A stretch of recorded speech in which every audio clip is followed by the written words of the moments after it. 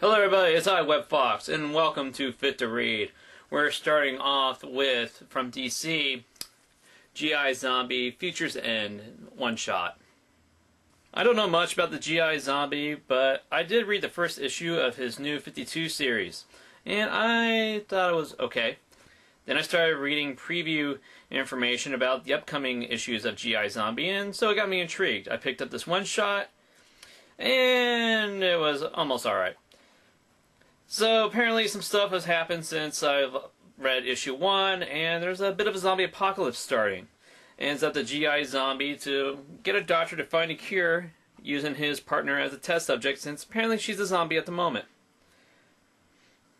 Just off the coast of a city on an aircraft carrier that's being attacked by a helicopter for some reason. And not to mention there's Gotham City nearby, and for some reason the Justice League and Superman can't help at all.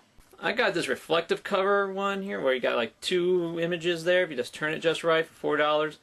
And it wasn't until after I got this I found out there's like a normal cover for $3. I probably would have just gotten that, saved me $1. Nice gimmick, but it's sort of hard to hold in your hands.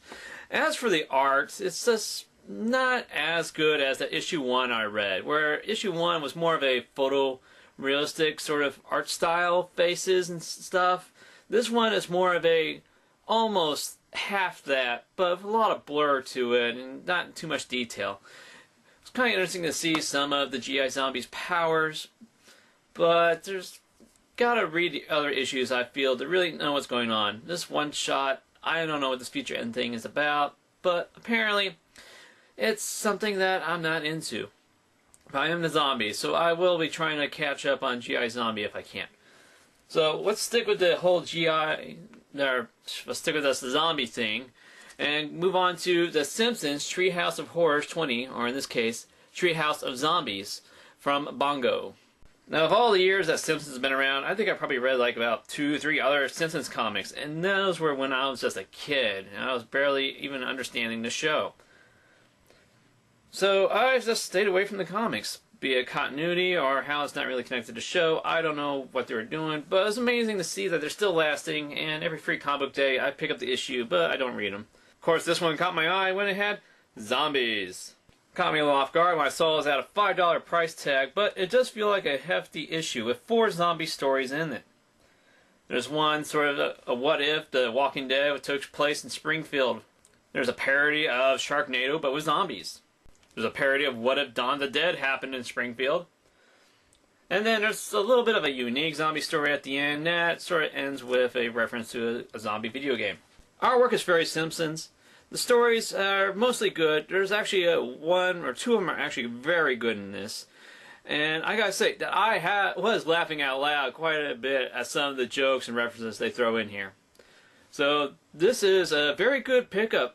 Not necessarily for Simpsons fans, but for zombie fans who know of Simpsons or was Simpsons fans, just to see how it mixes up. So this is a definite pickup for me, because the zombies, even though it's $5, I found that, hey, this is the one Simpsons comic I will pay for. It was worth it, with 4 zombie stories in it.